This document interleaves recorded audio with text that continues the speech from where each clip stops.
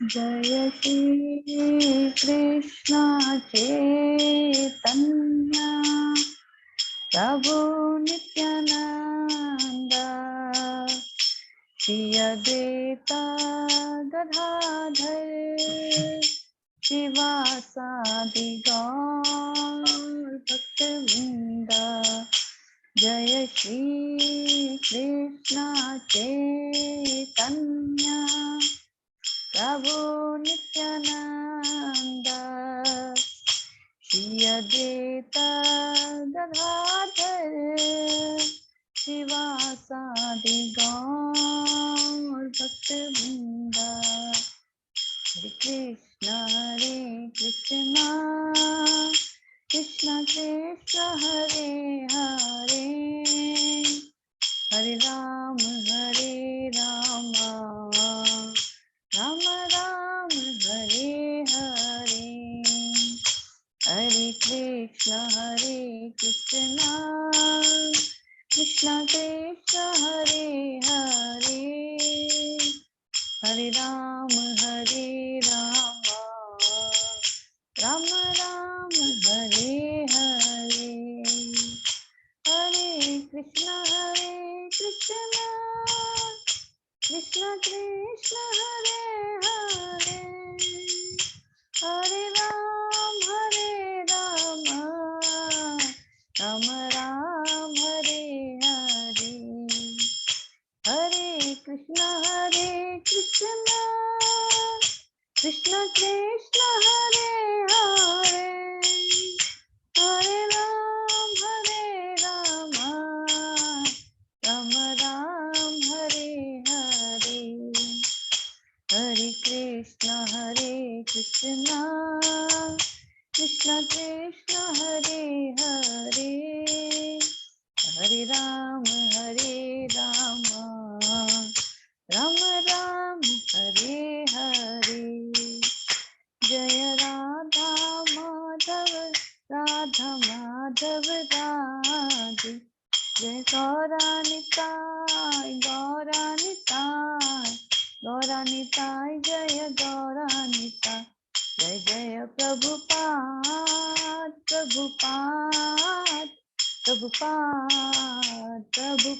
जय जय गुरुदेव जय जय गुरुदेव। हरि नाम संकीर्तन की जय हो, श्री प्रभुपाद की जय हो। तो आप सभी भक्तों का स्वागत है आज की क्लास में।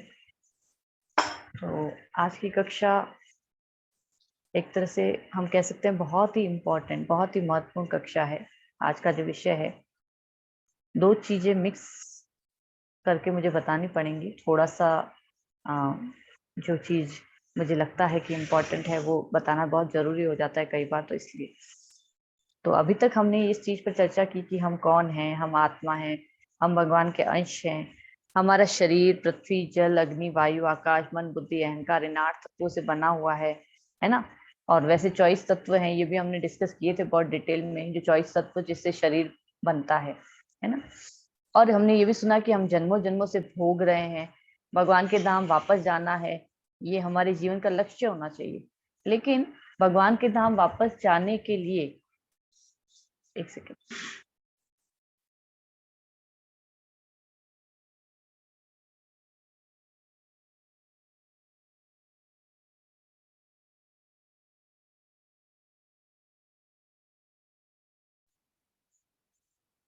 हरे कृष्णा, सॉरी। तो भगवान के धाम वापस जाना हमारे जीवन का लक्ष्य है, परंतु भगवान के धाम जाने का सबसे सरल उपाय क्या है? वो है हरिनाम संकीर्तन, जो अभी हम हरे कृष्ण महामंत्र का कीर्तन कर रहे थे। यही सबसे सरल उपाय है। अब इसको हम सुनेंगे और समझेंगे कैसे ये सरल उपाय है आज। तो कलयुग केवल नाम आधारा, सुमर सुमर नर उत्तर ही पहारा। कलयुग में केवल नाम ही आधार है। इसी का बार बार हम क्या करते हैं? सिमरण करते हैं, स्मरण करते हैं, और इससे ही हमारी मुक्ति हो सकती है। कले दोषे निधे राजन अस्ति एक महान गुण, कीर्तना देव कृष्णस्य मुक्त संग परम व्रजेत। ये श्रीमद् भागवतम में 12th कैंटो में श्लोक आता है। तो कलयुग क्या है, दोषों से भरा हुआ है। एक अच्छा गुण कलयुग में क्या है, केवल हरे कृष्ण महामंत्र का कीर्तन करने से मनुष्य भव बंधन से मुक्त हो जाता है। अब आप सोचेंगे कि ये कैसे, तो अभी हम इसको आगे डिटेल में देखेंगे कि कैसे मुक्त होता है। तो कली के कारण क्या प्रॉब्लम क्या है, कली दोषी निधि राजन बोल तो रहे हैं क्या, किसको बोला जा रहा है, परीक्षित महाराज को बोला जा रहा है ये, है ना, कि कलयुग में केवल एक ये जो है नाम का आधार यानी हरे कृष्ण महामंत्र का कीर्तन करना, इसी से मुक्ति होती है। तो कली के कारण जो दोष इस संसार में है वो क्या है कि हमारा ये जो लालन पालन करती है हमारी ये पृथ्वी, और हम सब वैज्ञानिक हो चाहे उद्योगपति हो चाहे राजनेता हो, हम सब के सब क्या करते हैं, पृथ्वी का दोहन करते हैं, शोषण करते हैं, केवल जंगल के जंगल कट रहे हैं, क्यों, फैसिलिटीज देनी है इसलिए। और आग लग रही है, जैसे कि ऑस्ट्रेलिया के जंगलों में आग लग जाती है, तो इस तरह से पूरा का पूरा जंगल, और इससे क्या होता है, ग्लोबल वार्मिंग बढ़ रही है, ये सब चीजें हो रही हैं। तो जिस प्रकार द्रौपदी का वस्त्रण किया गया था दुशासन के द्वारा, उसी प्रकार हम पृथ्वी को निर्वस्त्र कर रहे हैं। कैसे, क्योंकि हम अपने स्वार्थ के लिए उसका कितना भी शोषण करने के लिए सोचते नहीं है। हर तरह की चीज में आप सोच सकते हैं, है ना। तो इसके कारण होता क्या है, महामारी आती है, स्वास्थ्य बिगड़ता है, और आतंकवादी आते हैं, जाने जाती हैं, ये सब चीजें होती हैं। और लोग क्या हो रहे हैं, अधिक से अधिक भोग कार्य में लिप्त होते जा रहे हैं, ज्यादा से ज्यादा मेरी इंद्रिय तृप्ति हो जाए। अमेरिका का एक सर्वे आता है कि हमें 5 पृथ्वी की आवश्यकता है। अब बताइए, अभी हमें एक पृथ्वी पे हमारा पूरा नहीं पड़ रहा है, हमको 5 पृथ्वी की आवश्यकता है आने वाले समय में, अमेरिका ने एक सर्वे में ऐसे कहा था। तो पहले लोग सत्युग में तप करते थे, और फिर हमारे हिस्से का जो होता था ना उसी को इस्तेमाल करते थे। ईशोपनिषद अभी मैंने कहा था, जैसे आप लोगों की मैं भक्ति शास्त्री में ईशोपनिषद नामक पुस्तक पढ़ रही हूँ। अब उसमें एक पूरा श्लोक है इस पे, जिसमें ब्रह्मा जी कहते हैं कि आपको केवल भगवान के द्वारा सुविधाएं दी गई हैं, उसमें से आपका जो नियत कर्म है आप उतना करें, और आपके हिस्से का है जो उतना ही आप भोग करें, दूसरे के हिस्से में हाथ नहीं डालना चाहिए। लेकिन हम क्या करते हैं, हम केवल और के चक्कर में ये करते जाते हैं। तो ये कलयुग का एक सिम्टम बताया, अभी हम और डिस्कस करेंगे।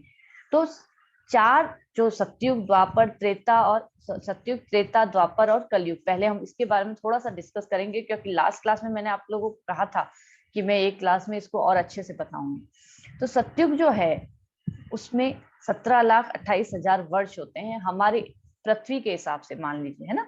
और त्रेता में 12,96,000 वर्ष, द्वापर के होते हैं 8,64,000, और कलयुग में होते हैं 4,32,000। अब 4,32,000 में से 5,200 समथिंग वर्ष जा चुके हैं अभी तक, ठीक है। तो अब कलयुग में ये जो चीज है, सतयुग में तप किया जाता था, त्रेता में यज्ञ किया जाता था, द्वापर में दान किया जाता था, और कलयुग में संकीर्तन बोला जाता है। ये कैसे होगा, ये हम और शास्त्रों से इसका पूरा लेंगे। लेकिन तप, यज्ञ, दान और संकीर्तन अलग अलग क्यों है, हमको ऐसा सोच सकते हैं हम कि अच्छा ऐसा क्यों बोल रहे हो आपकी, पहले तो ऐसे करते थे अब ऐसे करते हैं, ये क्यों है ऐसे आखिर। इसी तरह से कलयुग में लोगों की आयु जो है वो 100 वर्ष मैक्सिमम, 100, 108, 110, अभी आजकल हम कुछ कुछ लोगों को देख रहे हैं। वैसे तो अब आने वाले समय में 50, 60, 70 से ऊपर जाएगा ही नहीं मामला। और द्वापर में 1,000 वर्ष होती थी, त्रेता में 10,000 वर्ष एवरेज होती थी, इससे ऊपर भी होती थी लोगों की आयु। तो राम जी जो थे वो 13,000 वर्षों तक राज्य किया था राम भगवान ने।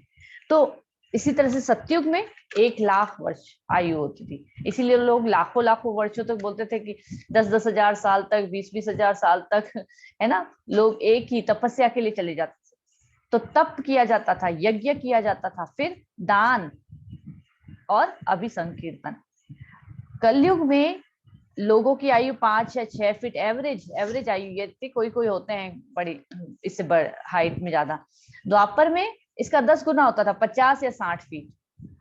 त्रेता में 500 या 600 फीट, और सतयुग में 5,000 या 6,000 फीट। अब हम सोचेंगे ऐसा कैसे, ये तो बड़ी बहुत ज्यादा ही गप्पे मार रहे हो आप। नहीं, इसका एक उदाहरण है भागवतम के 9th कैंटो में, अभी जो मैं पढ़ रही हूँ। तो भागवतम के 9th कैंटो में ये बताया जाता है कि एक रेवत राजा थे, उनकी पुत्री का नाम था रेवती। अब राजा ने सोचा कि मुझे अपनी पुत्री की शादी किसी अच्छे से करानी है, और मैं इसके लिए ब्रह्मा जी के पास जाता हूँ। अब सतयुग के टाइम है की बात है वो, तो वो ब्रह्मा जी के पास पहुंचते हैं। जब तक वो ब्रह्मा जी के पास पहुंचते हैं, तो ब्रह्मा जी के पास जाके कहते हैं कि मुझे एक योग्य वर बताइए मेरी पुत्री के लिए। तो राजा कहते हैं कि भाई आप जब तक आए ना तब तक सतयुग निकल गया, त्रेता निकल गया, अभी द्वापर आ चुका है। तो राजा नीचे की तरफ देखते हैं, अच्छा वाकई में द्वापर आ चुका है, समझ में नहीं आया था इतना, क्योंकि यहाँ से वहां तक जाने में उनको इतना टाइम लग गया। तो फिर अब कहते हैं अब क्या करूं। तो बोले कि अभी तो आपकी पुत्री के लिए एक ही योग्य वर है, बलराम जी, कृष्ण के भाई बलराम जी। तो रेवती की शादी, फिर विवाह किया गया बलराम जी से। वापस आए राजा नीचे और फिर बलराम जी से उनका विवाह किया। अब बलराम जी उस वक्त की हिसाब से जो मैंने अभी बताया, द्वापर में 50 या 60 फीट इतनी हाइट थी उनकी। अब बलराम जी 50-60 फीट के, क्योंकि कलयुग जिस जिस युग में जन्म लेते हैं भगवान, उसी युग के हिसाब से अपना पूरा शरीर रखते हैं। तो उन्होंने 50 या 60 फीट की हाइट है उनकी। अब रेवती जो थी वो 5000 फीट से ऊंची। अब ये सोचिए कि 5000 फीट और ये 50 फीट, इसमें कैसे विवाह होगा। तो बलराम जी ने कहा कि मैं तो हलधर हूं ना। तो उन्होंने क्या किया, अपना हल उठाया और रेवती रेवती मैया को ऐसे करके नीचे कर दिया और अपनी हाइट के बराबर लिया। तो ये प्रमाण मिलता है कि वास्तव में उस समय पे, सतयुग के समय पे, लोगों की हाइट इतनी ज्यादा हुआ करती थी। जब मैंने पहली बार सुना था तो मुझे भी बहुत आश्चर्य हुआ था कि ऐसा भी होता है क्या, लेकिन ये भी होता है। तो इस तरह से भागवतम के 12th कैंटो में एक और चीज बताई जाती है कि सतयुग में विष्णु का ध्यान, त्रेता में यज्ञ, द्वापर में भगवान के चरण कमलों की सेवा और कलयुग में हरे कृष्ण महामंत्र। ये 4 चीजें हमको ध्यान रखनी है। क्या क्या? सतयुग में विष्णु का ध्यान, ओम नमो भगवते वासुदेवाय, लोग इस तप को करते थे, इस नाम का जप करते थे बहुत से लोग, और इस तरह से वो सिद्धि भी प्राप्त करते थे, मतलब भगवान को भी प्राप्त करते थे। त्रेता में यज्ञ आदि किया जाता था। अभी भी मैं पढ़ रही थी अम्बरीश महाराज की स्टोरी। तो अम्बरीश महाराज ने यज्ञ किए और उन्होंने बहुत बड़े बड़े जो ब्राह्मण होते हैं उनको उस यज्ञ में लगाया, और फिर इस यज्ञों का जो फल आया उससे अपनी जनता का पोषण किया। क्योंकि यज्ञ नहीं करते अगर राजा, तो उससे क्या होता है, वर्षा नहीं होती, अन्न का उत्पादन नहीं होता है। इसलिए राजा यज्ञ करते थे। भक्त होता था तो भी वो यज्ञ वगैरह कराता था, और इस तरह से वो अपनी जनता को, प्रजा को बहुत प्रसन्न रखता था। द्वापर में भगवान के चरण कमलों की सेवा, तो इस तरह से हम ये भी देखते हैं, इसमें दान भी बोला जाता है। तो दान करना या फिर भगवान की सेवा करना, विग्रह सेवा जिसको कहा जाता है, ये दोनों ही काम द्वापर युग में किए जाते थे।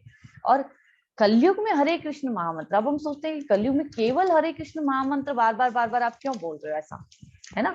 तो कलयुग में केवल हरे कृष्ण महामंत्र इसलिए बोला जा रहा है क्योंकि बाकी सब चीजें, चाहे आप सोचिए, पहले हमने कहा कि विष्णु का ध्यान या तप, अब हमारी आयु ही नहीं है, आयु 50-60 साल 70 साल, या कभी भी हम चले जा सकते हैं। मतलब हमारे अंदर इतना बल भी नहीं है कि हम अपनी आयु को एक्सटेंड, पहले के लोग तप के द्वारा अपनी आयु को बढ़ा देते थे। मैं एक च्यवन मुनि की स्टोरी पढ़ रही थी भागवतम में कल परसों।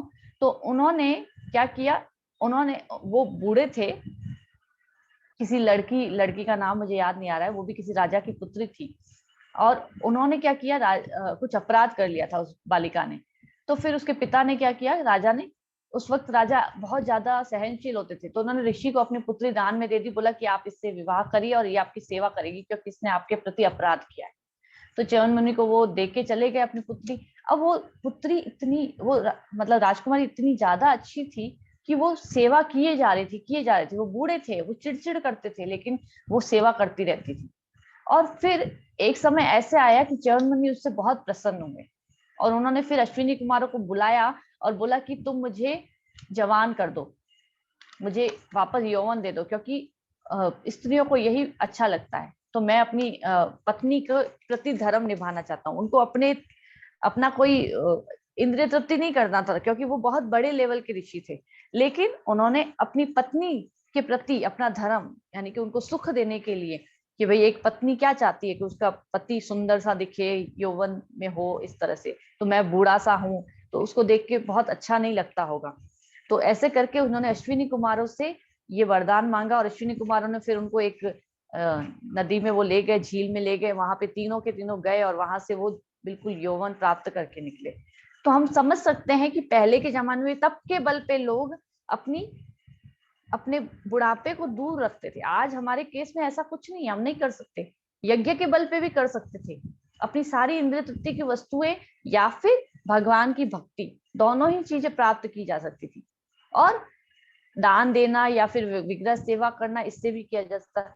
लेकिन आज के समय में यज्ञ के लिए जो सामग्री चाहिए होती है वो भी शुद्ध नहीं है, और यज्ञ के लिए सामग्री शुद्ध नहीं है, लेकिन साथ में जो ब्राह्मण कर रहा है वो भी शुद्ध नहीं है। कोई भी ब्राह्मण हम नहीं कह सकते कि बिल्कुल सही तरह से जो एक्चुअली यज्ञ किया जाता है वो करता है, हम नहीं कह सकते, ऐसा गारंटी नहीं ले सकते। और सारी वस्तुएं भी शुद्ध नहीं है तो कोई उसमें उससे फल ज्यादा नहीं प्राप्त हो सकेगा हमको। और हमारे पास टाइम भी नहीं, पहले हजारों साल के लोगों की आयु होती थी तो 100 साल 500 साल अश्वमेघ यज्ञ 100 यज्ञ किए जाते थे, तब जाके वो उसकी प्राप्ति होती, जो सिद्धि प्राप्त करनी होती थी। तो इस तरह से ये भी चीज पॉसिबल नहीं है। विग्रह सेवा करने के लिए भी या फिर दान देने के लिए बहुत सारे धन की आवश्यकता होती है। तो धन की या मंदिर वगैरह भी बहुत बनते थे उस टाइम पे, द्वापर युग में बहुत मंदिर बनते थे। तो इस तरह से इन चीजों के लिए बहुत ज्यादा धन की आवश्यकता होती है, जो कि आजकल लोगों को अपने अपने लिए अपना अपना पूरा कर ले, वही बहुत बड़ी बात है। किसी के पास इतना ज्यादा, और जिनके पास है वो थोड़ा बहुत दान कर लेते हैं लेकिन इतना नहीं कर पाते हैं। तो पहले के जमाने में लोग बहुत ज्यादा दान भी करते थे। अब हमारे पास कुछ भी नहीं है, ना तो हम तप कर सकते हैं, ना तो हम यज्ञ कर सकते हैं, ना हम दान दे सकते हैं।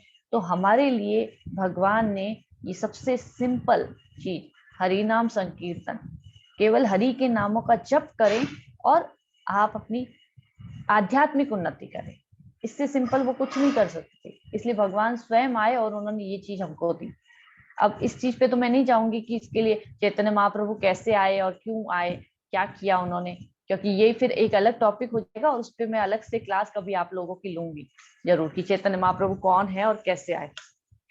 तो हमको आज ये देखना है कि सबसे पहले कि आखिर कलयुग का प्रारंभ कैसे हुआ। थोड़ा सा हम परीक्षित महाराज के बारे में सुनेंगे, उसके बाद हम इस पे आएंगे कि हरिनाम क्यों इम्पोर्टेंट है।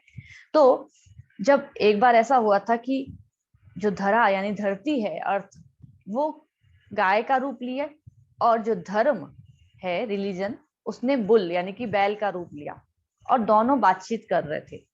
अब जो धरती यानी कि काऊ जो थी वो बहुत कमजोर सी लग रही थी, बहुत चिंतित सी लग रही थी, और धर्म जो था उसके 3 पैर टूटे हुए थे, वो एक ही पैर पे था। तो धर्म यानी बुल जो है काऊ के पास जाते हैं और बोलते हैं कि तुम बहुत परेशान लग रही हो, तो आप दुखी क्यों हो? क्या आप उन लोगों के बारे में सोचकर परेशान हो जो दूर है, मतलब हम हमारे आसपास नहीं, हमारे नजदीक की जो रिश्तेदार होते हैं वो सब, उनके बारे में सोच के परेशान हो? और क्या आप मेरी स्थिति को देखकर परेशान हो कि मेरे 3 पैर नहीं है ना? या फिर आप अपनी स्थिति को देख के परेशान हो कि कलयुग आने वाला है, क्योंकि भगवान चले गए हैं तो कलयुग आने वाला है, तो गौ हत्या को बहुत ज्यादा किया जाएगा। आज हम देख रहे हैं कि कितनी ज्यादा गौ हत्या की जाती है। या फिर आप औरतों और बच्चों की स्थिति को देख के परेशान हो कि इनको संस्कार नहीं मिलेंगे तो कलयुग में इनका क्या हाल होगा, वर्ण संकर पैदा हो जाएंगे, ये सब कुछ। या फिर आप विद्या की देवी सरस्वती को देख के परेशान। ये सारे प्रश्न भागवतम में लिखे हुए हैं, मैं वहीं से मैंने लिखा है और आप लोगों को बता रही हूँ। ये कुल 11 प्रश्न करीब उन्होंने पूछे थे। तो सरस्वती को देख के परेशान हो क्योंकि विद्या जो है सही हाथों में अगर नहीं जाएगी तो कैसे उसका सदुपयोग होगा। या फिर राजा भ्रष्ट हैं, आहार निद्रा भय मैथुन केवल लोग यही कर रहे हैं, इसको देख के आप परेशान हो। या फिर भगवान कृष्ण यहाँ से चले गए हैं धरा नाम से, इसलिए आप परेशान हो।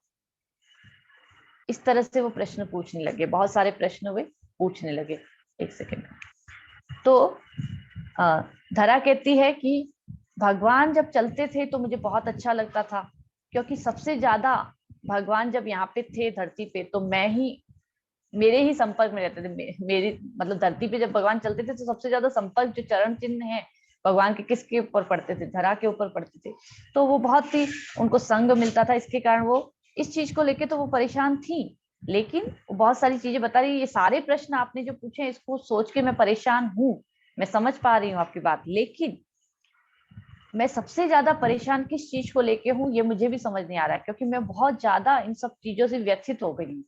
और वो इस तरह से वार्तालाप कर ही रहे थे तो इतने में महाराज परीक्षित वहां से निकलते हैं। और महाराज परीक्षित जब वहां से निकलते हैं और उसी समय पे एक शूद्र जो कि राजा का वेश धारण किए हुए था, अपने हाथ में तलवार लिए हुए और उसके पास आता है, बुल के पास, बैल के पास, और उसके ऊपर प्रहार करने लगता है।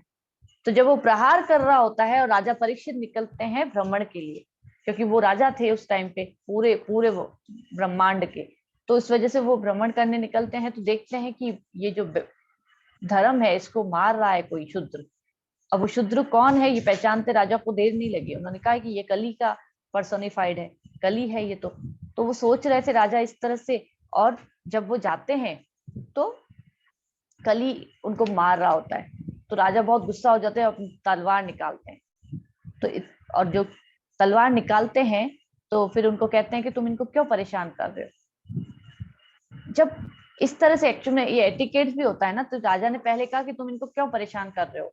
जब कली ने आंसर नहीं दिया तो उन्होंने बुल से पूछा, यानी कि बैल से पूछा कि क्या तुम्हें ये परेशान कर रहे हैं या फिर ये मेरा भ्रम है, क्योंकि ये एक राजा का कर्तव्य होता है कि वो दोनों तरफ की बातें सुने।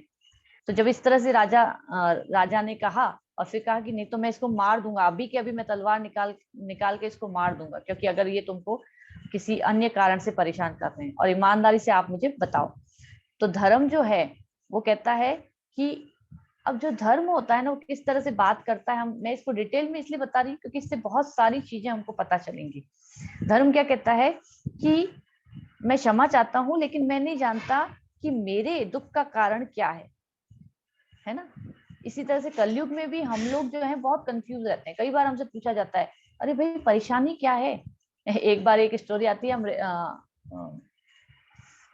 एक प्रभु जी बताते हैं, अमोघ लीला प्रभु, यस, अमोघ लीला प्रभु बताते हैं अपनी एक क्लास में कि एक बार एक माता जी उनके पास आई थी।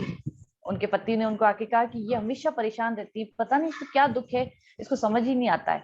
तो माता जी से उन्होंने बात करी, बोला कि अच्छा मैं समझ सकता हूँ कि कलयुग है, कलयुग में धन की दिक्कत होती है तो हमें बहुत परेशानी होती है, शायद आपको उसकी प्रॉब्लम है। बोला नहीं नहीं, हमारे पास धन की कोई कमी नहीं है। तो बोला अच्छा, फिर यानी कि आपके बच्चे आपको परेशान करते होंगे, क्योंकि बच्चे भी आजकल कलयुग के बहुत बेकार होते हैं, वो परेशान। अरे नहीं नहीं, मेरे बच्चे तो वहां पे पढ़ रहे हैं, ऐसे ऐसे वो बताने लगी। अच्छा, तो फिर आपके पति आपको बहुत परेशान करते होंगे, आजकल क्या करें, ये कलयुग का जमाना, ऐसे ऐसे करके प्रभु जी हर चीज पे उनसे पूछने लगे। फिर उन्होंने माता पिता के लिए पूछा, सास ससुर के लिए पूछा, हर चीज के लिए पूछा, लेकिन वो माता जी बोले मुझे हर चीज में कोई प्रॉब्लम नहीं। तो फिर बोला कि फिर आपको प्रॉब्लम क्या है। बोला कि मुझे ये प्रॉब्लम है कि मैं अमेरिका में बसना चाहती हूँ, मेरे पति जो है वो चलना नहीं चाहते, वो इंडिया में ही रहना चाहते हैं, इसी कारण ने मुझे दुखी कर रखा है। अब उनको तो एटलीस्ट क्लियर था, कई बार तो हमको ये भी क्लियर नहीं होता कि हम दुखी क्यों हैं, हम अपने अंदर ही अंदर परेशान रहते हैं। तो कलयुग में ये जो चीज है, हम कंफ्यूज रहते हैं। और धर्म जो है किसी को ब्लेम नहीं करता है। जो धार्मिक या वैष्णव जो होते हैं ना, वो किसी अन्य को ब्लेम नहीं करते हैं। वो क्या कहते हैं कि हम अपने कर्मों के कारण भोग रहे हैं, है ना। कई जो नॉन वैष्णव जो होते हैं, अभक्त होते हैं, वो अपने दुखों का कारण कृष्ण के बिना पत्ता भी नहीं हिल सकता, इसीलिए मेरे दुखों का कारण भी कृष्ण ही, सब कुछ कृष्ण ही तो करवाते हैं, इसलिए मेरे से जो गलत हो रहा है वो भी कृष्ण करवा रहे हैं, इसलिए ब्लेम किसको करते हैं, भगवान को करते हैं। लेकिन वास्तव में जो वैष्णव होता है, जो भक्त होता है, वो अपने दुखों का कारण किसको मानता है, अपने कर्मों को, कि शायद मैंने ऐसे कर्म किए होंगे जिसके कारण मुझे ये दुख भोगने पड़ रहे हैं। तो धर्म भी, क्योंकि धर्म है, तो उन्होंने इस तरह से बातचीत करी महाराज से, परीक्षित से। और फिर परीक्षित माता कहते हैं कि आप जरूर धर्म है, मैं जान गया हूं कि आप पहले 4 पैरों पर खड़े रहते थे, तप, शौच, दया और सत्य, ये बहुत इंपॉर्टेंट चीज है जो अब मैं डिस्कस करने जा रही हूँ। तप, शौच, दया और सत्य, ये 4 स्तंभ होते हैं धर्म के। अब कलयुग जैसे जैसे बढ़ने लगा है तो तप, शौच और दया, ये तीनों खत्म हो रही हैं। तो एक पैर है वो सत्य का है। अब सत्य का पैर कैसे है, कैसे समझ पाएंगे हम, कि हम थोड़ा सा विश्वास करते हैं। जैसे कि मान लीजिए कि आप टिकट लेते हैं यहाँ से दिल्ली की, तो आप दिल्ली की टिकट लेते हैं तो आप विश्वास करेंगे कि हाँ भाई जो लिखा हुआ है दिल्ली की टिकट है, तो मैं इस पे बैठूंगा इस ट्रेन में, तो मुझे दिल्ली ही पहुंचाएगी, है ना। इसी तरह से हम किसी से सामान लेने जाते हैं, ग्रोसरी लेने, तो कोई सामान कुछ भी हम लेने जाते हैं तो हमें विश्वास होता है इस व्यक्ति के ऊपर, इसलिए हम जब वो देता है तो हम विश्वास करते हैं कि हाँ सही सामान दे रहा होगा। वैसे धीरे धीरे ये भी चीज कम होती जा रही है, सत्य को लेके लोग झूठ पे और ज्यादा बड़ा अपना अंबार बनाते जा रहे हैं। लेकिन उस समय की बात है जब कलयुग की शुरुआत हुई थी, तो 3 पैर खत्म और एक सत्य पे पैर खड़ा था, सत्य पे बैल खड़ा था। तो फिर उसके बाद कली को मारने के लिए राजा ने तलवार निकाली। अब कली क्या करते हैं, कली सरेंडर हो जाते हैं, शरणागत। अब कोई शरणागत अगर आपके हो जाता है तो आप फिर उसको, कम से कम राजा जो है उसको मार नहीं सकता। तो पहले राजा ने उसको कहा कि मैं तुमको मार दूंगा, लेकिन मारा नहीं, शरणागत हो गए। शरणागत हो गए तो बोला कि अच्छा ठीक है, तुम यहाँ से चले जाओ। तो बोला मैं कहाँ जाऊं, मैं पूरे ब्रह्मांड ही आपका है, आप ही पूरे ब्रह्मांड के राजा हो अभी के लिए। तो फिर मैं, आप अपने क्षेत्र से कह रहे हो चले जाओ, आपका पूरा क्षेत्र है, मैं कहाँ जाऊं। तो बोला आपको मुझे कोई तो स्थान देना पड़ेगा, क्योंकि मैं आपके शरणागत हूँ।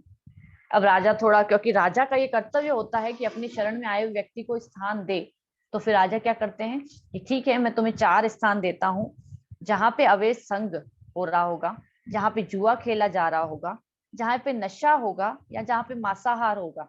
इस तरह से इन 4 स्थानों पे, क्योंकि यहाँ पे क्या होगा, एक बहुत अच्छी बात जो प्रभुपाद बताते हैं, इन 4 स्थानों के लिए प्रभुपाद, हमारे इस्कॉन में ये 4 चीजों के लिए मना किया गया है।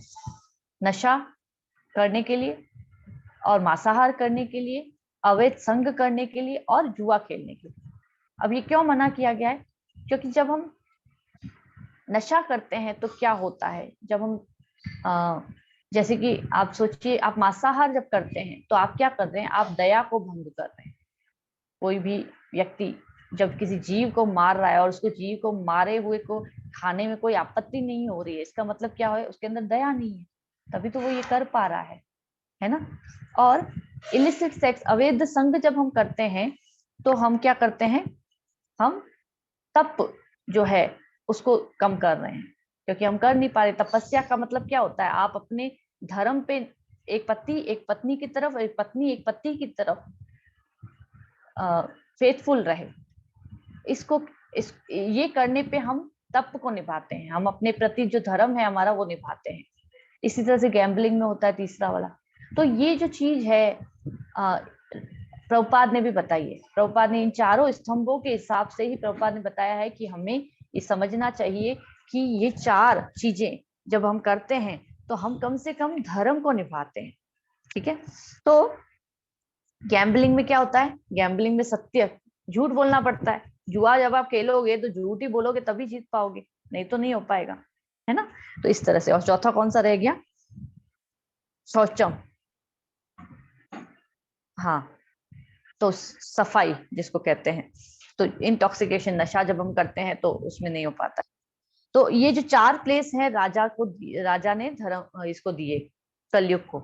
और फिर कलयुग ने कहा अरे लेकिन ये 4 प्लेस तो आपके राज्य में कहीं पे है ही नहीं अभी तक, क्योंकि कलयुग उस वक्त बड़ा ही नहीं था, अभी तो कलयुग आया ही था ना। तो राजा सोच में पड़ गया, अच्छा नहीं है तो ठीक है, जहाँ पे भी होंगे तुम वहां पे स्थान। बोला नहीं नहीं, मुझे आपको एक और स्थान देना पड़ेगा जहाँ पे मैं रह सकूं। तो फिर राजा से वो बहुत प्रार्थना करते हैं, तो फिर राजा उनको कहते हैं कि जहाँ पे गोल्ड, सोना होगा वहां पे भी आप जा सकते हो। तो इस तरह से हम देखते हैं कि कलयुग में ये 4 चीजें, और 5वां जहाँ पे सोना, गोल्ड, पैसा जहाँ पे होता है वहां पे कलयुग का प्रभाव ज्यादा आता है। लेकिन जब कलयुग में भी पैसे को हम कृष्णा कॉन्शियस, भगवान की सेवा में लगा लेते हैं, इसीलिए बार बार कलयुग में बताया जाता है कि हमें, जब हम गृहस्थ लोग हैं, हम जब कमाते भी हैं तो हमें अपनी जो जीविका है उसका एक हिस्सा मतलब एक पर्टिकुलर अमाउंट, छोटा सा अमाउंट, बड़ा अमाउंट, वो आपकी इनकम के ऊपर डिपेंड करता है। उस पर्टिकुलर अमाउंट को हर महीने निकालना चाहिए हमें, ताकि, और भगवान की सेवा में लगाना चाहिए। इधर उधर नहीं है किसी भी ब्राह्मण को दे दिया, ये सब कुछ नहीं सोचना चाहिए। किसी पर्टिकुलर सेवा में जहाँ पे हमें लगे कि हाँ ये बोनाफाइड है, वहां पे देना चाहिए। तो इस तरह से कलयुग को स्थान मिल गया। अब कलयुग को स्थान मिल गया तो कलयुग में केवल, अब राजा सोचे कि भाई कोई ये सोच सकता है कि भाई राजा ने आखिर किया ही क्यों, मार भी तो सकते थे ना उसको। लेकिन राजा को ये पता था कि कलयुग में, क्योंकि लोगों की आयु कम हो जाएगी, लोगों की बुद्धि कम हो जाएगी, पथभ्रष्ट होते हैं, झगड़ालू होते हैं, ये सब बताया जाता है। कलयुग के लक्षण है ये भी आते हैं, कले दोषे निधे राजन। तो कलयुग जो क्या है, दोषों से भरा हुआ है। तो यहाँ पे कलयुग में एक गुण है, क्या गुण है कि कलयुग में केवल सोचने से, मान लीजिए कि आपको ये इच्छा हुई कि मुझे 100 गायों का दान देना है, अब आपने भगवान से प्रार्थना करी, भगवान मेरे अंदर ये सामर्थ्य तो नहीं है कि मैं 100 गाय, लेकिन मैं चाहती हूँ कि मैं 100 गायों का दान करूं, तो वो उतनी इच्छा को ही भगवान सुन लेते हैं। इसीलिए तो कलयुग में हरि नाम संकीर्तन, केवल हरि का नाम लेने से पहले यज्ञ किया जाता था, है ना, हवन कुंड में डाला जाता था स्वाहा करके। अभी ऐसा नहीं है, अभी हमारे ये कान जो है ये हवन कुंड है, इसमें हरि के नामों को जब डाला जाता है तो ये अंदर जाता है हमारे हृदय में, और हृदय के जो यज्ञ रूपी कुंड है उसको उसको क्या करता है, साफ करता है। जो अनर्थ भरे हुए हैं ना, उसमें से जो गंदगी है वो निकलती है, अशुद्ध चीजें निकलती हैं, और फिर हमारा हृदय साफ हो जाता है, उसमें हरि का वास होता है। भगवान स्वयं कहते हैं भगवत गीता में कि मैं अपने भक्तों के हृदय में वास करता हूँ। तो भक्तों के हृदय में कैसे वास करते हैं? क्योंकि उनका हृदय शुद्ध होता है। अभी हमारा हृदय शुद्ध नहीं है, बहुत सारा कचरा भरा हुआ है उसके अंदर, लेकिन जब हरि का नाम कानों के माध्यम से जीवा चलेगी और कानों के माध्यम से जाएगा हृदय में, तो इससे हृदय की शुद्धि होती है। ये बहुत इंपॉर्टेंट चीज थी जो मुझे बतानी थी सबसे पहले। तो इसके बाद फिर राजा ने क्या किया, अब क्योंकि कलयुग का आगमन हो गया था, थोड़ा सा ये एक और स्टोरी है, वो एडिशनल है, बहुत ज्यादा जरूरी नहीं थी लेकिन बहुत अच्छी स्टोरी है। तो उसके बाद परीक्षित महाराज क्या करते हैं, परीक्षित महाराज अपनी जगह पे चले जाते हैं, कलयुग को स्थान मिल गया है। फिर एक दिन परीक्षित महाराज के ऊपर इसी कलयुग का प्रभाव पड़ता है, भगवान की व्यवस्था है ये भी। तो वो बहुत ही प्यासे होते हैं, भूखे होते हैं, जंगल में जाते हैं, तो वहां पे एक शमिक ऋषि होते हैं, उनके कुटिया के बाहर राजा जाते हैं और राजा उनको आवाज लगाते हैं, बोलते हैं कि मैं बहुत प्यासा हूँ, भूखा भी हूँ, और कृपया करके आप मुझे कुछ दीजिए। तो शमिक ऋषि अपने ध्यान में बैठे थे, उनका ध्यान ही नहीं था कि कोई आया है, और वो इस तरह से मग्न थे अपनी लीलाओं में। राजा ने 2-3 बार बोला, अब राजा ने जब 2-3 बार बोला और ऋषि ने नहीं सुना, तो राजा को क्रोध आ गया। अब ये भी काल का प्रभाव था, तो राजा को क्रोध आया और उन्होंने क्या किया, वहां पे एक मरा हुआ सांप पड़ा था, वो शमिक ऋषि के गले में डाल दिया, और राजा वहां से क्रोध में चले गए। और उनका जो पुत्र था श्रृंगी, वो बहुत छोटा बालक था, 13-14 साल का। तो उनको ये पता चला कि मेरे पिता के गले में ध्यान में जब बैठे थे, किसी राजा ने आके, राजा परीक्षित ने आके ये किया है। तो उन्होंने वहीं से उनको शाप दे दिया कि 7 दिन के अंदर इनको सांप आके काट के जाएगा और उनकी मृत्यु हो जाएगी।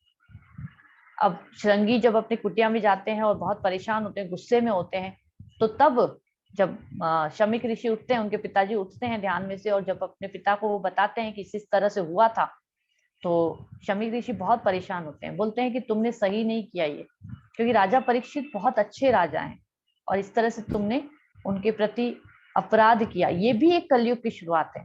क्यों? ब्राह्मण होने का अहंकार आना। श्रृंगी ऋषि को, शमिक ऋषि को नहीं था, गड़बड़ उनके साथ हुई थी, लेकिन उनको कोई घमंड नहीं आया। लेकिन श्रृंगी, क्योंकि अभी छोटे हैं, अभी कलयुग का आगमन हो चुका है, तो श्रृंगी ऋषि को क्या हुआ, प्राइड आ गया, घमंड आ गया कि भाई मैं ब्राह्मण हूँ, और मैं ब्राह्मण में, तो ब्राह्मण होने का जो मिसयूज है वो कलयुग में शुरुआत हो गई थी। उसी पहला जो ब्राह्मण था श्रृंगी ऋषि, उन्होंने गड़बड़ करी थी, वहां से शुरुआत हुई थी कलयुग में ब्राह्मणों का च्युत होने का, अपने धर्म से पतित होने की जो शुरुआत है वहां से हुई। तो इन 2 स्टोरीज में हमें मालूम पड़ता है कि कलयुग कितना ज्यादा खतरनाक है, और हम देख भी पा रहे हैं, हम देखते हैं, लेकिन हमें क्या आदत पड़ चुकी है।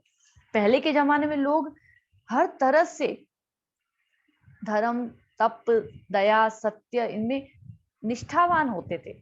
अभी ये नहीं है, हमें इसलिए आदत है, कोई हमारे सामने अगर है ना कुछ गड़बड़ भी कर रहा होता है ना, तो हम आंखें बंद करके निकल जाते हैं, हम सोचते हैं हम नहीं पढ़ेंगे इसमें बीच में, इस तरह से, क्योंकि हमें आदत पड़ चुकी है, भैया ये तो चलता ही रहता है, हम पढ़ेंगे तो हम भी फंस जाएंगे, इस तरह से।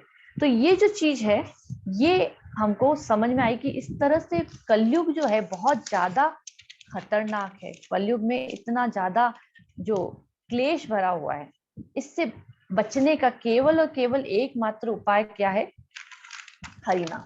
तो हम क्या है, हम उन स्टूडेंट्स की तरह हैं जिनके लिए जैसे कोचिंग होते हैं ना, 9वीं फेल, 10वीं फेल, अब 12वीं में पास करे, 12वीं को पास करे। हमारे साथ क्या हुआ, सतयुग हम गए थे, सतयुग में भी हमने जन्म लिया होगा, लेकिन हमने सतयुग में पास नहीं हो पाए। फिर हम त्रेता में आए होंगे, हम द्वापर में भी आए होंगे, हम अब कलयुग में भी आ गए, लेकिन हम पास नहीं हुए इन तीनों में, तो अब हम कलयुग में आए हैं। तो इसीलिए सब कुछ करके जो आ गए, अब सबसे फिसड्डी जो बैच है, सबसे पीछे वाला जो बैच होता है ना, वो हम हैं। अभी इसके लिए भगवान ने कहा कि सबसे इजी चीज देनी पड़ेगी, क्योंकि है ही नहीं, ना बुद्धि है, न बल है, न धन है, न ऐश्वर्य है, और झगड़ालू हैं हम लोग, पथभ्रष्ट हैं, तो क्या गुण है? कोई गुण नहीं है। तो इसलिए भगवान ने ये हरि नाम संकीर्तन का गुण दिया। तो जब रावण को मारने, कैसे पता चलता है ये? जब रावण को मारने के लिए विभीषण जब राजा बने थे, तो उन्होंने रावण के सारे सैनिकों से बोला था कि अभी आप चाहो तो मुझे छोड़ के जा सकते हो, मैं किसी के ऊपर कोई बाउंडेशन नहीं लगाऊंगा। तो एक सैनिक ने बोला कि मुझे आपके साथ नहीं रहना है, मैं तो अपने राजा के साथ रहना चाहता था, अभी वो नहीं है, अभी मैंने आपके साथ नहीं रहना। तो बोला ठीक है, लेकिन ये जो पत्थर का पुल बना हुआ है पार कैसे करोगे? बोला, सोचने लग गया, वो असुर था लेकिन बुद्धि ज्यादा चल नहीं रही थी। तो बोले, विभीषण ने क्या किया, उनको एक पेपर पे कुछ लिख के और दे दिया। बोला, इसको खोलना मत, यहाँ से चले जाना, चुपचाप पार हो जाएगा। तो बोला ठीक है। 75% पुल पार कर चुके थे, लेकिन जब थोड़ा सा बचा था तब उनको लगा कि अरे देखूं तो सही कि आखिर इस पेपर में लिखा हुआ क्या है। तो जैसे ही उन्होंने खोला तो देखा राम लिखा हुआ था। तो राम, अरे हद तेरी की, राम लिखा हुआ है, ये भी विभीषण राजा भी बिल्कुल अक्ल नहीं है, ऐसा सोचा जैसे ही उन्होंने, और वो पानी के अंदर गिर गए। तो राम नाम, केवल हरि का नाम जो है, वो कलयुग में पार करने वाला है। केवल नाम, हमें और कुछ करने की जरूरत नहीं है। बाकी सब चीजें तो क्या है, एडिशनल है। जैसे हमारे इस्कॉन में भी हमको बताया जाता है कि 99% आपका जप जो है वो अच्छा होना चाहिए। बाकी चीजें, आप विग्रह सेवा करते हो, आप बहुत सारे प्रचार करते हो, आप बहुत सारे भगवान की सेवाएं करते हो मंदिर में जाके, ये सब कुछ 1% है। लेकिन अगर आपने नाम नहीं लिया और बाकी सब कुछ कर लिया तो आपका 1% फल ही मिलेगा। लेकिन अगर आपने नाम ले लिया और बाकी सब एडिशनल, क्योंकि एडिशनल इसलिए ताकि हमारा उत्साह बना रहे। उत्साह, धैर्य और निश्चय, लास्ट टाइम मैंने बताया था, हमको उत्साह, धैर्य और निश्चय की जरूरत होती है। तो वो उत्साह, धैर्य और निश्चय बनाए रखने के लिए हमको ये एडिशनल चीजें करनी पड़ती हैं, ताकि, क्योंकि नाम हमको वैसे भी, हमारा मन लगने नहीं देता है नाम के अंदर, बार बार इधर उधर घूमता रहता है। तो उससे बचने के लिए प्रभुपाद ने ये सारी चीजें हमको दी। अदरवाइज कलयुग में केवल और केवल नाम। हरिदास ठाकुर 3 लाख नाम जप करते थे रोज, और कोई बलि प्रचार वगैरह वो करते थे, लेकिन और किसी चीज में उनका मन नहीं लगता था, केवल नाम। तो एक बार जनक महाराज थे, एक और स्टोरी है बहुत सुंदर, कि एक बार जनक महाराज थे, वो साकेत धाम वापस जा रहे थे। तो नीचे से आवाज आई, जनक महाराज, जनक महाराज। जब वो जनक महाराज देखने लगे कहाँ से आवाज आ रही है, देखा तो नरक से आवाज आ रही। तो वहां पे गए तो देखा तो एक लोग सड़ रहे थे, कोई फ्राई हो रहा था, कोई गन्ने की मशीन में से निकाला जा रहा था। तो यमराज से मिले, बोले कि ये क्या हाल बना रखा, मतलब इतनी ज्यादा यातना देते हैं आप? तो यमराज ने बताया, बोला कि भाई ये जो है एक्स्ट्रा मैरिटल अफेयर था इसका, पत्नी के होते हुए भी दूसरी से। तो फिर इसको जलते हुए लोहे के साथ, जलते हुए लोहे का एक वो बना दिया जाता है, उसके साथ चिपक जाओ जाके, तुमको ज्यादा ही शौक है ना चिपकने का, जाओ। इस तरह से, ये सत्य बात है जो मैं बता रही हूँ। फिर एक शराब का शौकीन था, तो बोला कि शराब पीने का इतना शौक था, अभी इसके लिए मुंह में गरम गरम लावा डाला जाए। फिर मांस खाने का जो शौकीन था, उसके ही शरीर के टुकड़े, अभी क्या होता है, शरीर तो ऑलरेडी ये तो चला गया है, भौतिक शरीर, तो सूक्ष्म शरीर में भी तो यातना होती है ना, दुख। अभी हमको मन में दुख होता है ना, जैसे कोई हमारी इंसल्ट करे, तो हमें अंदर से, मान लो थप्पड़ मारा तो शरीर को दुख होगा, थोड़ा सा मन में भी दुख होगा। लेकिन कोई हमारी इंसल्ट करता है तो बाहर से उसने कुछ भी नहीं किया, बोला सिर्फ शब्दों से, आपको हृदय में आघात पहुंचता है। तो यानी कि हमारा जो सूक्ष्म शरीर है वो भी दुखी होता है। तो सूक्ष्म शरीर को टुकड़े किए जाते हैं और उसको फ्राई किया जाता है। चलो, मांस खाने का शौक था, अभी खाओ अपना ही मांस। निंदा करने में जिसको मजा आता है, उसको गन्ने के जूसर में से निकाला जाता है। जैसे गन्ने का जूसर होता है ना, आप देखते हैं मशीन में से एक ही बार बार निकाला जाता है, इस तरह से। तो अलग अलग यातनाएं दी जा रही थी। अब बोला कि इनकी मुक्ति कैसे होगी, इनको कैसे मुक्त कर सकते हैं? तो कहा, यमराज ने कहा कि कोई शुद्ध भक्त अगर अपना शुद्ध भगवान का शुद्ध नाम इनके लिए दे दे तो इनकी मुक्ति हो जाएगी।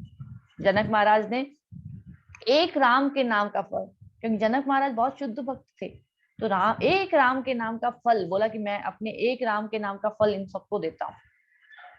और इतने में वहां पे जितने भी नरक में जो लोग उस समय पे उपलब्ध थे ना, सबके सब मुक्त हो गए, सबके सबों के कर्मों का फल नलीफाई हो गया, खत्म हो गया। इतना ज्यादा प्योरिटी, जो नाम के बल पर जो प्योरिटी है वो जनक महाराज में थी। एक नाम सिर्फ फल दिया, बाकी तो नहीं दिया, एक ही दिया सिर्फ, उसमें भी पार हो गए सारे के सारे। तो व्यास देव जी बताते हैं कि सभी यज्ञ, पितृ यज्ञ, विवाह यज्ञ, कर्म कांड, लाखों व्रत अनुष्ठान, कुछ भी कर लो, तीर्थों में स्नान कर लो, तप कर लो, वेदों का हजारों बार पाठ कर लो, भूमंडल की प्रदक्षिणा कर लो 100 बार, लेकिन दूसरी तरफ एक बार कृष्ण का नाम लिया, उसके भी 16 भाग पर करे, उसका भी 1/16 भाग जो है वो इन सब के बराबर होता है। इतना पावरफुल होता है नाम। शुद्ध नाम की बात हो रही है यहाँ पे, हमारा शुद्ध नाम नहीं निकलता है वो अलग बात है, लेकिन शुद्ध नाम की बात हो रही है। ऑफकोर्स प्रैक्टिस करेंगे, धीरे धीरे धीरे धीरे आगे बढ़ेंगे तो हो जाएगा वो भी। पद्म पुराण में भी बताया जाता है, राम रामेति रामेति च पुनर्जन्म स चांडाल अपि पुतात्मा जायते न अन्न संशय। जब कोई राम नाम का जब बार बार जपता है, तो चाहे शरीर से चांडाल हो, मतलब कि राक्षस योनि में जन्म लिया हो, अधम योनि में जन्म लिया हो, कोई भी योनि में जन्म लिया हो, लेकिन वो पवित्रता को प्राप्त करता है, इसमें कोई संशय नहीं है। ये इतना इंपॉर्टेंट है। ठीक है, तो फिर हम सोचते हैं, एक सेकंड, ठीक है, तो हम सोचते हैं कि चलो अच्छा एक बार नाम का जप लेते, लेकिन ऐसा नहीं होगा। हमारे साथ क्या प्रॉब्लम है? पहली बात तो हमारा एक नाम जो है वो शुद्ध नाम नहीं है, ठीक है। और दूसरी बात कि क्या भगवान एक बार श्वास देके आपसे छीन लेते हैं क्या? बोले एक बार दूंगा बस। भगवान तो अपनी एक श्वास, अगर एक बार श्वास दें तो उसमें तो ब्रह्मा का पूरा जीवन निकलता है, वो अलग बात है। अगर हमारी एक श्वास हमको दे के बोल दें कि अभी और श्वास नहीं दूंगा, बस एक ही बार दूंगा, तो क्या होगा? या फिर ये हाथ हिल रहा है, ये जीवा चल रही है, बोले कि अब जिंदगी में एक बार बोलने की हिम्मत दूंगा, उसके बाद नहीं दूंगा, तो क्या होगा? नहीं ना। उसी प्रकार से भगवान की कृपा से हम सोते भी हैं, उठते भी हैं, स्मरण भी रहता है। जब तक इस शरीर में है तब तक इस शरीर का स्मरण रहता है। ऑफकोर्स भगवान कहते हैं कि मुझे पिछले जन्म भी याद है, तुम लोगों को याद नहीं है, भगवद गीता में भगवान बताते हैं, लेकिन इसका मतलब ये नहीं है अगर हम अभी का भी भूल जाएं। मान लीजिए आप इतनी स्मरण शक्ति हमारी वीक हो जाए कि हम 1 साल पहले की कुछ चीजें नहीं, हम अपनी आइडेंटिटी भूल जाएं। मेरा नाम बबीता आहूजा है, मैं ये भूल जाऊं। कई लोगों को ये सिंड्रोम हो जाता है ना, ये बीमारी हो जाती है, फिर उनका क्या हाल होता है? बहुत परेशानी होती है उनको। तो ऐसे ही हमको सब कुछ भगवान टाइम टू टाइम करवाते हैं और याद भी रखवाते हैं। कुछ कुछ चीजें जो बहुत ज्यादा इंपॉर्टेंट नहीं है, मान लीजिए कल क्या खाना खाया, ये भूल जाते हैं, लेकिन ये कोई बहुत ज्यादा इंपॉर्टेंट नहीं है याद रखना। जो याद रखना इंपॉर्टेंट है वो सारी चीजें हमको याद रहती है, लेकिन मिथ्या अहंकार के कारण हम क्या करते हैं, हम इसको एक्सेप्ट नहीं करते। हम आलसी हैं इसलिए भी एक्सेप्ट नहीं करते हैं। हमको रोज बोला जाएगा भैया रोज खाना नहीं खाते हैं, हम खाना खाते हैं रोज, हम रोज स्नान भी करते हैं, हम रोज जॉब पे भी जाते हैं, हम रोज बाकी सारी चीजें भी करते हैं इंद्रिय तृप्ति की, लेकिन हम जब नाम जप करने के लिए बोला जाता है तो हम कहते हैं कि हमारे पास टाइम नहीं है। तो नित्य जप करना है, नित्य जप, ये बहुत इंपॉर्टेंट चीज है। मैं ऑफकोर्स आपको पहली बार ये चीज बता रही हूँ, लेकिन जब हम हरिनाम की महिमा को सुनेंगे तभी तो समझ में आएगा कि कितना इंपॉर्टेंट है हरिनाम लेना। भगवान रामचंद्र जब सीता मैया से विवाह करने के लिए उन्होंने धनुष तोड़ा था, तो मैया सीता जो है वो भक्ति का प्रतीक है और धनुष जो है वो अहंकार का प्रतीक है। सारे राजा एकत्रित हुए लेकिन धनुष को तोड़ नहीं पाए थे क्योंकि अहंकार नहीं टूटा था उनका, लेकिन भगवान ने अहंकार तोड़ा और भक्ति को अपने पास रखा। तो भक्ति का क्या मतलब है? राधा गोविंद महाराज बताते हैं कि भगवान के पवित्र नाम का उच्चारण उच्च स्वर में करना।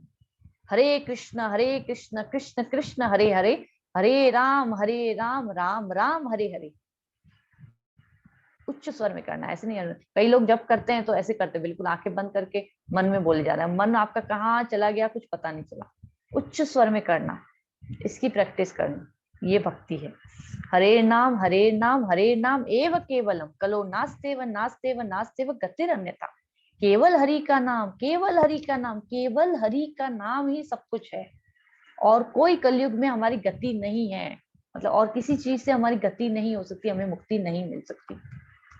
तो ये हरे कृष्ण महामंत्र है, ये 16 अक्षरों का नाम है। अब भगवान कहते हैं कि नाम नाम अकारी बहुधा निज सर्वशक्ति। हम सॉरी, ये शिक्षाष्टकम का श्लोक है। नाम नाम अकारी बहुधा निज सर्वशक्ति, यानी कि आपने ये जो नाम, आपने 16 अक्षरों का नाम जब जो दिया है, इसमें सारी शक्तियां डाल दी है अपनी। तत्रापिता नियमित स्मरण काल है। उसके साथ साथ ये भी नहीं है कि कब जप करना है। हमसे कई लोग पूछते हैं कि अच्छा सुबह को मॉर्निंग में 4 से 6, नहीं, ऐसा नहीं, भगवान ने ये नहीं बोला है। बोला है लेकिन हायर लेवल पे जाने के बाद बोला है। पहले अगर आप शाम के वक्त, रात के वक्त 12 बजे से पहले दिन में एक बार कभी भी जप कर लेते हैं तो भी बहुत है ना। तो अब सोचते हैं कि अच्छा इतना नाम जप करने से क्या होगा, जब मैं पानी पानी पानी पानी पानी पानी बोलूंगी तो पानी नहीं आ जाएगा मेरे पास। लेकिन जब हम हरे कृष्ण महामंत्र बोलते हैं तो वो भगवान हमारी जीवा पे नृत्य करते हैं। भगवान के शरीर और आत्मा में कोई अंतर नहीं है, ईशोपनिषद में भी बताया गया है। अब मैं बार बार ईशोपनिषद बोलती हूँ क्योंकि अभी भी पढ़ा है सब कुछ। तो ईशोपनिषद में बोला गया भगवान के शरीर और आत्मा में कोई अंतर नहीं है। उसी प्रकार भगवान के नाम रूप गुण लीला में भी कोई अंतर नहीं है। तो आप भगवान के रूप के बारे में सोचते हुए भगवान की लीला का स्मरण करते हैं, श्रवण करते हैं, या भगवान के नामों का जप करते हैं, ये सब कुछ भगवान को उसी वक्त, इवन हम अभी कथा कर रहे होते हैं तो ऐसा बताया जाता है जब शुद्ध कथा होती है, हम में तो है या नहीं है पता नहीं, लेकिन जब भगवान के नामों का जप या शुद्ध कथा कहीं पे भी होती है, भगवान वहां पे उपस्थित होते हैं। इतना कॉन्फिडेंस होना चाहिए। हाँ ये जरूर है कि शुरुआत के टाइम पे अभी हमारे अनर्थ तो बहुत ज्यादा है, हम जब नाम जप करेंगे तो उतनी पावर नहीं आएगी, लेकिन नियमित करेंगे तो धीरे धीरे धीरे धीरे धीरे धीरे हमें ये रियलाइजेशन होने लग जाता है कि वास्तव में नाम जप बहुत ज्यादा इंपॉर्टेंट है।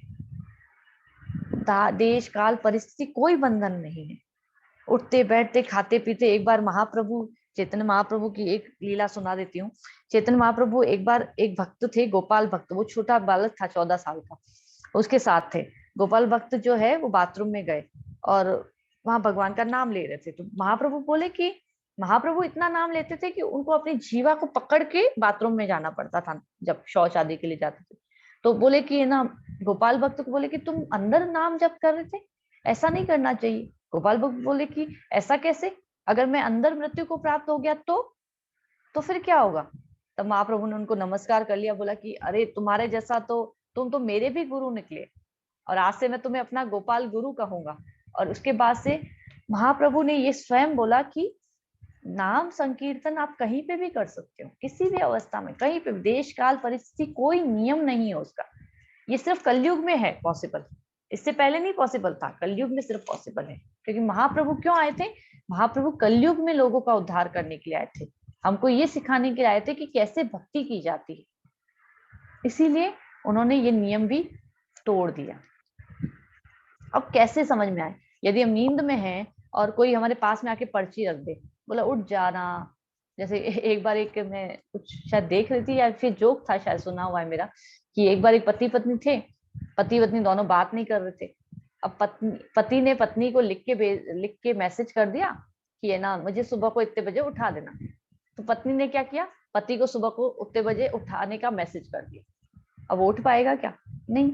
वैसे ही अगर, लेकिन वो आवाज लगाएगी जाके तो वो उठेगा।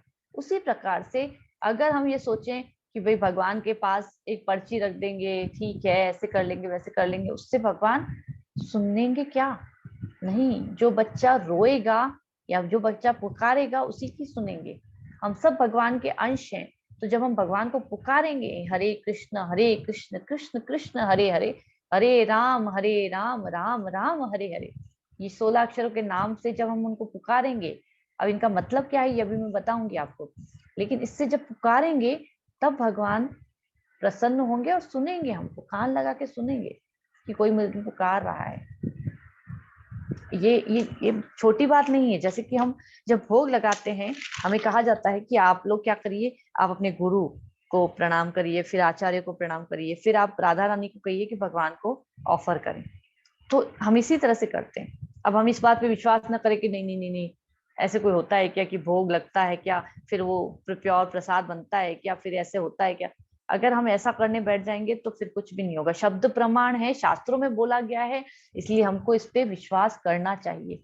अगर हम जितना जल्दी विश्वास कर लेंगे, जितना जल्दी हम इसको एक्सेप्ट कर लेंगे, उतना जल्दी हमारी प्रगति शुरू हो जाएगी। जो लोग नहीं एक्सेप्ट करेंगे, भगवान को कोई घाटा नहीं है उससे, नुकसान तो केवल हमारा ही हमारा है। जितना देरी हम लगाएंगे उतना देरी से हम पहुंचेंगे भगवान के धाम, जितना जल्दी हम करेंगे उतना जल्दी हम पहुंचेंगे। तो अभी आप सोचेंगे कि भगवान के धाम जाने का मतलब मुझे सब कुछ छोड़ना होगा। नहीं, कुछ नहीं छोड़ना है, लेकिन कृष्ण के नामों को जोड़ना है आपकी जिंदगी, और कुछ छोड़ना नहीं है। ये बहुत इंपॉर्टेंट है। चाहे ऑफिस में हो, अ, घर पे हो, कोई सेवा कर रहे हैं, मतलब झाड़ू पोछे बर्तन कपड़े कुछ भी कर रहे हैं, खाना बन रहा है, उस वक्त भी हम नाम जप कर सकते हैं। लेकिन एक नियम भी होना चाहिए कि एक माला का जप मैं बैठ के करूंगा या करूंगी, जो भी। इतना नियम अगर हम अपनी जीवन में अप्लाई करते हैं तो हमारी बहुत जल्दी प्रगति होती है। हरे कृष्ण महामंत्र का मतलब क्या है? हरे कृष्ण महामंत्र है, हरे का मतलब है श्रीमती राधा रानी, कृष्ण भगवान श्री कृष्ण, और बलराम जी जो है, या राम शब्द का मतलब होता है भगवान जो आपके हृदय में रमण करते हैं, है ना। तो हम प्रार्थना क्या करते हैं कि हे राधा रानी, हमें आपकी और कृष्ण की सेवा में नियोजित करें। ये हमारे इस हरे कृष्ण महामंत्र में मूल भाव होता है। हे राधा रानी, हमें आपकी और कृष्ण की सेवा में नियोजित करें। और जब इस तरह से भक्त करता है तो उसको धीरे धीरे धीरे धीरे ये रियलाइजेशन होने लगता है कि हाँ, अब मुझे ये नाम सुनाई दे रहा है। सबसे ज्यादा इंपॉर्टेंट होता है नाम को सुनना। ये हवन कुंड है, ये हमारी जीवा यज्ञ की सामग्री है, और इसको इस कुंड में डालना है जिससे कि इस हृदय की शुद्धि होती है। इस तरह से तो इति षोडश नाम नाम कली कलमश नाशना नातः परात तरोरापाय सर्व वेदेषु दृश्यते। तो ब्रह्मा जी नारद मुनि को कह रहे हैं कि आपने चार नहीं, ब्रह्मा जी को नारद मुनि ने कहा, सॉरी, आपने चार मुखों से चार वेदों में कोई सरल उपाय ढूंढा जिससे कि जीव कली काल में शीघ्र वैकुंठ की प्राप्ति कर सके। तो ब्रह्मा जी ने कहा ये सबसे सरल है हरे कृष्ण महामंत्र का जप करना। ये जो नाम है इसी का जप करना, यही सबसे सरल उपाय है। प्रभुपाद बताते हैं कि यह एक दिव्य ध्वनि तरंग है। तो जीवा से निकल के यह ध्वनि तरंग कानों के माध्यम से हृदय में प्रवेश करती है। तो हमारी आध्यात्मिक जगत के साथ हमारी क्या होती है, ध्वनि तरंग मैच हो जाती है। भाई कोई भी साउंड वाइब्रेशन जो होता है मैच होता है ना, तभी वो फ्रीक्वेंसी मैच होती है, तभी वो काम करती है। तो हमारी वाइब्रेशन जब मैच हो जाती है तो फिर भाव प्रकट होते हैं। तो जो भक्त होते हैं उनमें बहुत सारे भाव प्रकट, कभी उनको कंपन होता है, कभी अश्रु तरंग होता है। महाप्रभु के लीलाओं में हम बहुत सारा सुनेंगे इन चीजों को, लेकिन अभी इतनी डिटेल में हमको नहीं जाना चाहिए। अभी हम नए हैं तो हमको इस तरह से समझना चाहिए कि हरे कृष्ण महामंत्र हमारे लिए कलयुग में एक ही उपाय है जिसके द्वारा हम वाली कितनी विग्रह सेवा कर लें, कितना ही कुछ मंदिरों में चले जाएं, कुछ भी कर लें, लेकिन उन सबसे बेटर बेटर बेटर बेस्ट जो है वो है हरि नाम। हरि नाम लेना, केवल हरि नाम। ठीक है। तो हरिदास ठाकुर जो थे, मैंने बताया हरिदास ठाकुर प्रतिदिन 3 लाख नाम जप करते थे। भगवान ने एक बार उनको कहा कि अभी तुम बूढ़े हो गए, छोड़ दो, बहुत नाम जप कर लिया। बोला कि नहीं, मैं कैसे छोड़ सकता हूँ आपका नाम जप करना। रत्नाकर डाकू के बारे में भी आपने कथा सुनी होगी कि नारद मुनि ने कहा उनको, रत्नाकर डाकू हर वक्त चोरी करते थे, डकैती करते थे। तो नारद मुनि एक बार उनके पास गए, बोले कि तुम ये सब क्यों करते हो? बोला कि भाई पेट पालने के लिए, मेरे घर वालों का पालन पोषण कैसे करूंगा? तो बोला कोई और काम भी तो कर सकते हो, ये क्यों करते हो लोगों को परेशान करना, और तुम्हारे जो ऊपर जो पाप लगेगा उसका कोई संगी नहीं होगा तुम्हारा। तो रत्नाकर डाकू को विश्वास नहीं होता, बोला जाके पूछ लो सबसे, तुम्हारे घर वालों से पूछो जाके। तो उन पे जाते हैं, अपनी पत्नी से पास जाते हैं, अपने बच्चों के पास जाते हैं, अपने माता पिता के पास जाते हैं। कोई भी नहीं कहता कि मैं तुम्हारे इस पाप कर्म में तुम्हारा हिस्सेदार बनूंगा या बनूंगी। सब मना कर देते, बोलते करते तो आप हो ना, हमको तो पालना आपकी जिम्मेदारी है, तो आपको करना पड़ेगा, आप कहीं से भी लाओ, अच्छा काम करके लाओ या बुरा काम करके लाओ। तो फिर उसको प्रायश्चित होता है, और तब वो उनके कहने पे नाम जप करना शुरू करते हैं, और फिर वाल्मीकि के नाम से प्रसिद्ध होते हैं। तो नाम जप में इतनी शक्ति है कि एक डाकू को भी वो नाम जप जो है एक शुद्ध भक्त बना सकता है।